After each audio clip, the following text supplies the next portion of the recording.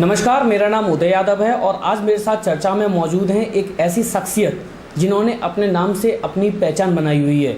न कि सिर्फ उनके क्षेत्र हंडिया में बल्कि जनपद प्रयागराज के आसपास में उनका नाम बड़ा ही मशहूर है।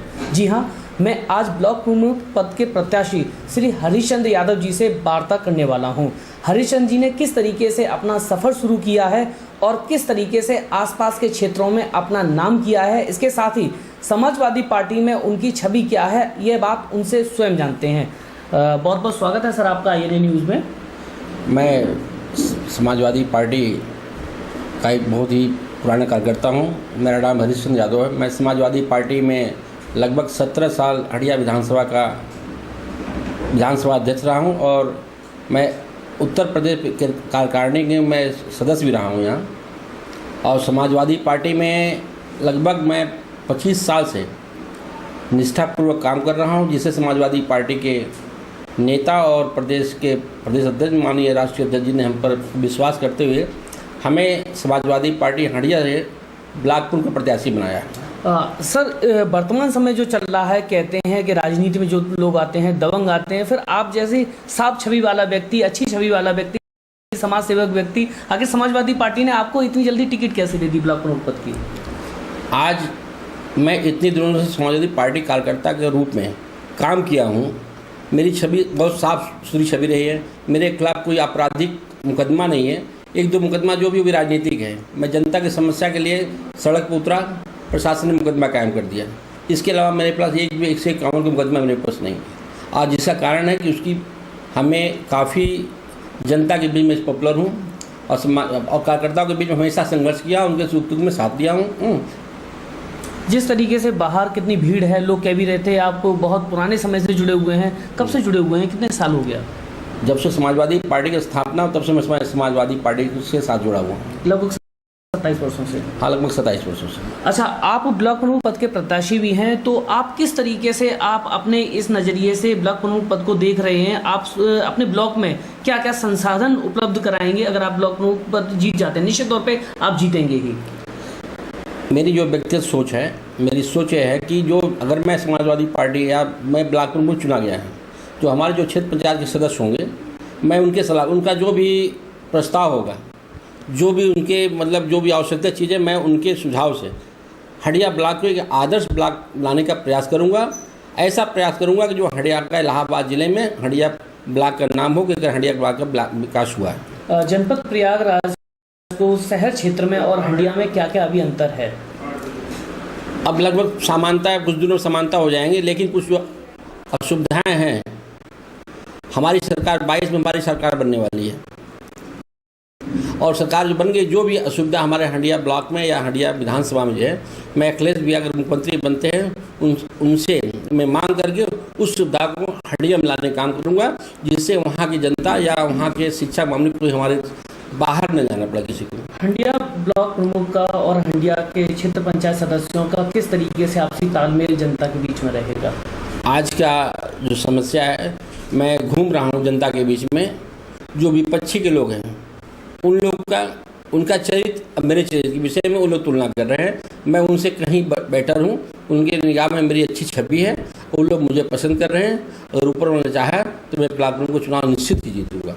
अच्छा, आप अपने पार्टी के जो राष्ट्रीय अध्यक्ष हैं श्री अखिलेश यादव जी, उनको किस नज़रिए से देखते हैं और वर्तमान सरकार को किस नज़रिए से देख रहे हैं? माननीय हमारे अखिलेश भैया के विषय में हम यूपी नहीं पूरे देश के लोग उनके विषय में जानते हैं। इतने साफ छवि के नेता हैं, शायद ही हिंदुस्तान में कोई भी साफ छवि के नेता होगा। 5 साल कार्यकाल में जो विकास उन्होंने किया है, आज तक हिंदुस्तान के इतिहास में किसी ने नहीं किया होगा। चाहे शिक्षा का क्षेत्र रहा हो, चाहे स्वास्थ्य का क्षेत्र रहा हो, किसी क्षेत्र में हो, चाहे किसान की समस्या हो, व्यापारी की समस्या हो, हर समस्या को उन्होंने काम करने का काम किया। आज वही जनता की सरकार इतना त्रस्त हो गई है कि अखिलेश यादव की निगाह लगा रही है कि 1922 में अखिलेश यादव जी की सरकार बनेगी। मैं एक चीज़ देख रहा था कि बाहर राष्ट्रीय अध्यक्ष जी के नारे लगाए जा रहे थे, उनके साथ में प्रदेश अध्यक्ष के नारे भी लगाए जा रहे थे, नरेश उत्तम पटेल जी के। कभी कभी ऐसा होता है कि राष्ट्रीय अध्यक्ष के बाद जो नेता होते हैं वो अपना नारा लगवाते हैं, फिर आप राष्ट्रीय अध्यक्ष के बाद प्रदेश अध्यक्ष का नारा क्यों लगवा रहे थे? सच्चाई के प्रदेश अध्यक्ष जी, जिस मैं लगभग 20-25 जब से मैं राजनीति में आया तब से उनको जानता हूँ, उनकी भी इतनी अच्छी छवि है। उन्होंने पार्टी के लिए इतना काम किया है, मैंने उनको देखा है, मैंने देखा उनका काम दिन रात इतना प्रयास पार्टी को मजबूत करने का काम किया है। ऐसे नेता पर हमारे माननीय राष्ट्रीय अध्यक्ष अखिलेश भैया ने विश्वास किया है और उन्होंने समाजवादी पार्टी को उत्तर प्रदेश में मजबूत करने में नरेश उत्तम में बहुत बड़ा योगदान है। हमने उनकी प्रशंसा की, उनकी बहुत ही प्रशंसा की। नरेश उत्तम पटेल जी लोगों का तो सहयोग करते हैं, लेकिन कभी हमने नहीं देखा कि आपका ज़्यादा सहयोग कर रहे हैं। क्या भविष्य में नरेश उत्तम पटेल जी का भी सहयोग आपको मिलेगा? क्योंकि हम देखा बाहर नरेश उत्तम जी पटेल के बार बार नारे लगाए जा रहे थे, आपने कहा कि नहीं वो राष्ट्रीय अध्यक्ष हैं तो वो प्रदेश अध्यक्ष हैं, हमारे लिए तो दोनों बड़े हैं। देखिए, राष्ट्रीय अध्यक्ष तो चाहे नरेश उत्तम, उनके भी नेता भी हमारे भी नेता हैं। हाँ, जो उनकी छवि है, नरेश उत्तम की छवि है, जो छवि कारण उनका आशीर्वाद मेरे ऊपर हमेशा रहता है। यही कारण है कि बाहर खड़े लोग नरेश उत्तम जी की भी नारा लगा रहे हैं। अच्छा, आप और किस तरीके से जनता के बीच में रहेंगे? मैं पिछले कुछ दिनों से लगातार, मैं तो काफ़ी महीनों से आपका नाम सुना था, कुछ दिनों से मैं देख रहा हूँ, दोपहर हो दिन हो शाम हो, आप लगातार जनता के बीच में रहते हैं। चुनावों के पहले भी आप सक्रिय रहे, चुनावों के बाद भी रहे हैं, तो आप जो नई युवा पीढ़ी है उसको किस नज़र से देखते हैं? मैं मतलब हमेशा जनता के बीच में रहा हूँ और युवा के लिए ने आप लोगों ने भी देखा है, जो युवा के लिए अखिलेश यादव जी ने काम किया, छात्रों के लिए काम किया है ना, वो किसी ने नहीं किया है, किसी भी नेता ने नहीं किया है। आज जो उन्होंने लैपटॉप हो, चाहे टैबलेट हो, चाहे वृद्धा पेंशन हो या कोई भी योजना है, आज उसकी नकल भारतीय जनता पार्टी करने जा रही है। वो घोषणा करे कि मैं आएगी, मैं भी लैपटॉप दूंगा, मैं भी साइकिल दूंगा, मैं भी लैपटॉप छात्रों को दूंगा। जब अखिलेश जी ने बांटा था तो लोग कहते हैं कि सरकार का पैसा दुरुपयोग किया जा रहा है, जनता का पैसा जनता में नहीं दे रहा। जो गरीब बच्चे कभी जिंदगी में मोबाइल नहीं खरीद सकते थे, उनको लैपटॉप अखिलेश यादव के देने, उन्होंने अच्छी लैपटॉप दिया जो आज तक कभी खराब नहीं हुए।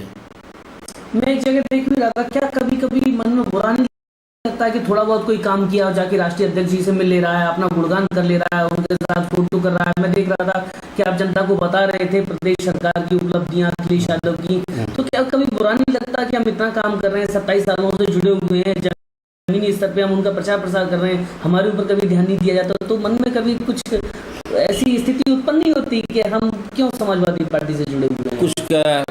कुछ कमियां हमारे भी है, हम लोग बहुत ज़्यादा उनके पास आना जाना कम करते हैं, इसलिए सोचते हैं कि नाराज़ नहीं हो कि तुम लोग लखनऊ घूम रहे हो, क्षेत्र में काम करते हैं। हम लोग क्षेत्र में काम करके कितनी छवि बनाए हैं, ये अखिलेश भैया को मालूम है कि हम लोग क्षेत्र में कितना काम कर रहे हैं।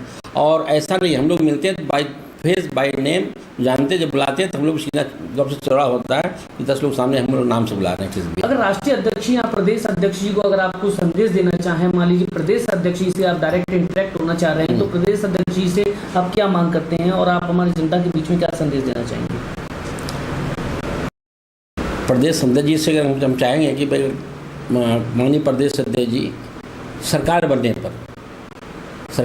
पर जो हमारे क्षेत्र की जनता चाहती है, हाँ, हम उनसे मांग करेंगे कि हम हड़िया ब्लॉक को एक आदर्श ब्लॉक बनाने के लिए आपका माननीय राष्ट्रीय अध्यक्ष जी का सहयोग लेंगे, प्लस प्रदेश अध्यक्ष जी की भी, और जो माननीय धर्मेंद्र जी यादव जी हैं और डिम्पल भाभी जी हैं, सभी दूसरे हम लोग जानते हैं, हम लोग जितने भी यहाँ विकास की योजनाएं उनके पास ले जाएंगे, सबसे मांग करके हंडिया ब्लॉक को एक आदर्श ब्लॉक लाने का काम करेंगे। हंडिया ब्लॉक को आप क्या संदेश देना चाहेंगे, पूरे हंडिया ब्लॉक को, साथ ही सदस्यों को भी, क्षेत्र पंचायत को? हमारे हंडिया ब्लॉक के क्षेत्र पंचायत के सदस्य हैं और जो हमारे पार्टी के नेता हों या जनता हो, मैं सबसे अपील और उनसे आशीर्वाद की आकांक्षा करता हूं। अगर आप लोगों का सहयोग और प्यार मिला तो निस्संदेह निस्वार्थ मैं किसी पर भेदभाव नहीं करूंगा, किसने मुझको वोट दिया किसने नहीं दिया, जो भी समस्या जिस क्षेत्र समस्या होगा, चाहे जिस पार्टी के लोग आएंगे, मैं उचित लगेगा मैं उनका साथ देकर उनके क्षेत्र में विकास करने का काम करूँगा। निश्चित तौर पर ये बहुत सराहनीय वाली बात है कि समाजवादी पार्टी के पास जमीनी स्तर तक के वो कार्यकर्ता, वो नेता भी मौजूद हैं कि जो पिछले 27 सालों से, चाहे वो राष्ट्रीय अध्यक्ष माननीय मुलायम सिंह यादव रहे हो, चाहे वो अभी वर्तमान समय में अखिलेश यादव हों, उनके साथ उसी निष्ठा से जुड़े हुए हैं जिस निष्ठा से वह अपने परिवार में रहते हैं। निश्चित तौर पर ऐसे कार्यकर्ता, ऐसे नेता होना बहुत अपने आप में गर्व की अनुभूति होती है। लेकिन कुछ चीज़ें समाजवादी पार्टी के नेतृत्व को भी देखना होगा।